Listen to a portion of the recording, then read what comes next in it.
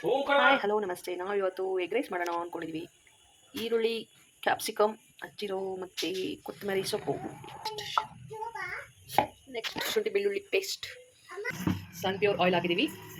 Next ಕರಿಬೇವಿನ ಸೊಪ್ಪು ಇಲ್ಲೇ ಇದೆ.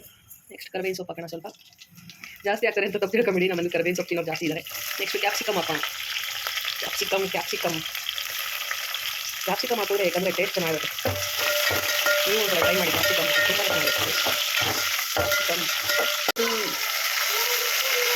ಶುಂಠಿ ಬೆಳ್ಳುಳ್ಳಿ ಮತ್ತು ಚಿಲ್ಲಿ ಪೇಸ್ಟ್.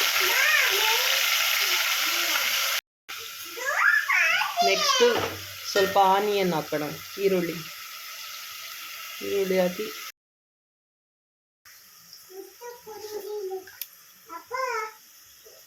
ರುಚಿಗೆ ತಕ್ಕಷ್ಟು ಉಪ್ಪು. ನೆಕ್ಸ್ಟು ಎಗ್ ಹಾಕ್ತಾ ಇದ್ದೀವಿ. ಎಗ್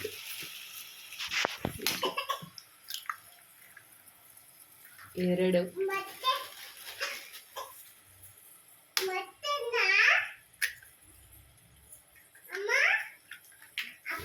4 ಸಾಕು.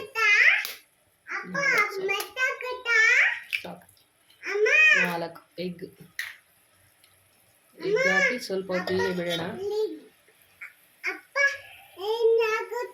ಎಗ್ ಹಾಕಿದೆ. ಎಗ್ ರೈಸ್ಗೆ ಎಗ್ ಹಾಕಿದೆ. ನನ್ನ ಮಗಳು ತಲೆ ತಿಂತಾಳೆ ಫ್ರೆಂಡ್ಸ್, ಏನೇನು ಹಾಕಿದ್ದಾರೆ ಅಂತ ಕೇಳೋದಕ್ಕೆ.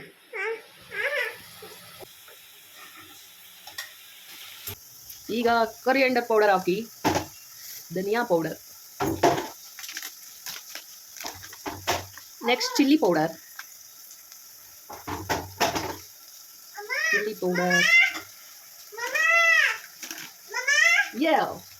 ವಾಟ್ ನೆಕ್ಸ್ಟ್ ಪೆಪ್ಪರ್ ಪೌಡರ್,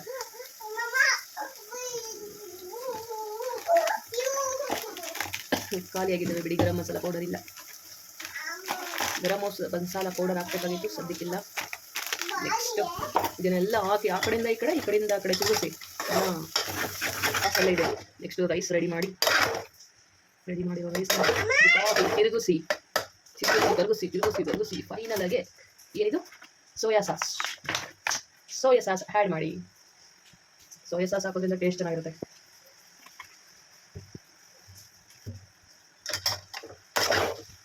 ತಿರುಗಿಸಿ ಕಲರ್ ಎಷ್ಟು ಚೆನ್ನಾಗಿರುತ್ತೆ ಸೋಯಾ ಸಾಸ್ ಹಾಕೋದ್ರಿಂದ. ಸೋಯಾ ಸಾಸ್ ಹಾಕಿ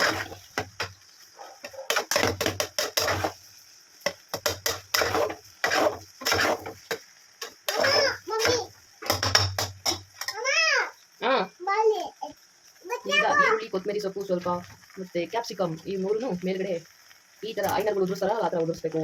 ಉದುರಿಸ್ಬೇಕು. ಮತ್ತೆ ಸ್ಪೈಸಸ್ ತಗೋತಿದ್ದಾರೆ ಫ್ರೆಂಡ್ಸ್ ನಮ್ಮ ಮನೆಯಲ್ಲಿ. ಸ್ಪೈಸಸ್ ಎಲ್ಲ ತುಂಬ ಹಾಕ್ತಾರೆ ನಮ್ಮ ಮನೆಯಲ್ಲಿ. ಏನಿದು ಅರುಣ ಐಸ್ ಕ್ರೀಮ್ ಪ್ಯಾಕೆಟ್ ಅನ್ಕೋತೀರಾ? ನಮ್ಮಂಥ ಮಿಡಲ್ ಕ್ಲಾಸ್ ಫ್ಯಾಮಿಲಿ ಮನೆಯಲ್ಲಿ ಅರುಣ ಐಸ್ ಕ್ರೀಮ್ ಮುಗಿದ ಮೇಲೆ ನೆಕ್ಸ್ಟ್ ಮಾಡೋ ಕೆಲಸನೇ ಈ ಥರ ಏನಾದರೂ ಸ್ವೀಟ್ ಕೊಡೋದು.